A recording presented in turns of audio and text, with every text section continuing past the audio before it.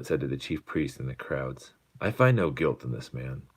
But they kept on insisting, saying, "He stirs up people, teaching all over Judea, starting from Galilee, even as far as this place." When Pilate heard it, he asked whether the man was a Galilean. And when he learned that he belonged to Herod's jurisdiction, he sent him to Herod, who himself also was in Jerusalem at the time.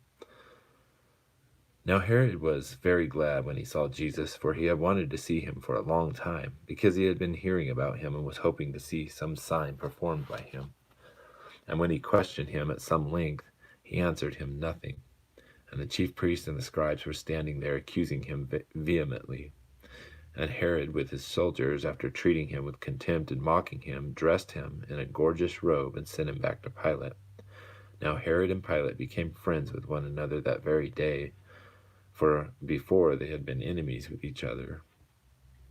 Pilate summoned the chief priests and the rulers and the people and said to them, "You brought this man to me as one who incites the people to rebellion, and behold, having examined him before you, I find no guilt in this man regarding the charges which you make against him.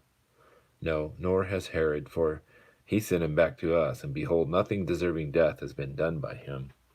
Therefore I will punish him and release him." Now he was obliged to release to them at the feast one prisoner. But he cried out altogether, saying, "Away with this man, and release..." But they cried out altogether, saying, "Away with this man, and release for us Barabbas."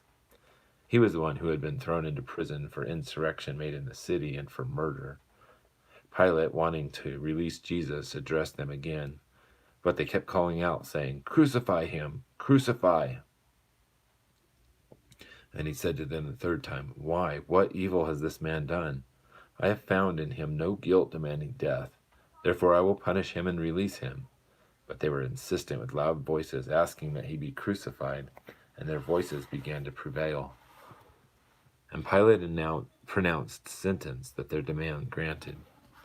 And he released the man that they were asking for, who had been thrown into prison for insurrection and murder. But he delivered Jesus to their will.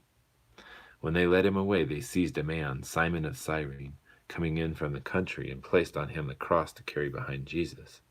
And following him was a large crowd of the people and of women who were mourning and lamenting him. But Jesus, turning to them, said, "Daughters of Jerusalem, stop weeping for me, but weep for yourselves and for your children.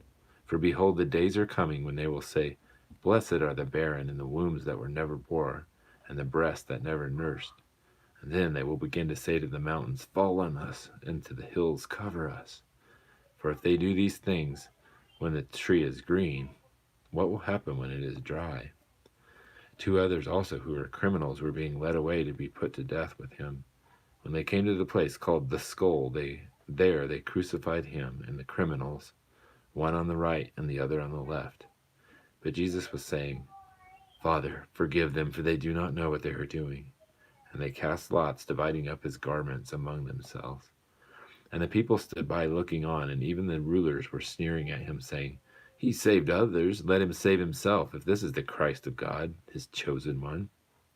The soldiers also mocked him, coming up to him, offering him sour wine, and saying, "If you're the king of the Jews, save yourself." Now there was also an inscription above him, "This is the King of the Jews." One of the criminals who were hanged there was hurling abuse at him, saying, "Are you not the Christ? Save yourself and us." But the other answered, and rebuking him, said, "Do you not even fear God, since you are under the same sentence of condemnation? And we indeed are suffering justly, for we are receiving what we deserve for our deeds, but this man has done nothing wrong." And he was saying, "Jesus, remember me when you come into your kingdom." And he said to him, "Truly I say to you, today you shall be with me in paradise." It was now about the 6th hour, and darkness fell over the whole land until the 9th hour, because the sun was obscured, and the veil of the temple was torn in two. And Jesus, crying out with a loud voice, said, "Father, into your hands I commit my spirit." Having said this, he breathed his last. Now when the centurion saw what happened, he began praising God, saying, "Certainly this man was innocent." And all the crowds who came together for this spectacle, when they observed what happened, began to return, beating their breasts. and all his acquaintances and women who were accompanying him from Galilee were standing at a distance seeing these things. And a man named Joseph, who was a member of the council, a good righteous man, he had not consented to their plan of action, a man from Arimathea, a city of the Jews, who was waiting for the kingdom of God. This man went to Pilate and asked for the body of Jesus, and he took it down and wrapped it in linen cloth and laid him in a tomb into the rock, where no one had ever lain. It was the preparation day, and the Sabbath was about to begin. Now the women who had come with him out of Galilee followed, and saw the tomb, and how his body was laid. And then they returned, and prepared spices and perfumes. And on the Sabbath day they rested according to the commandment.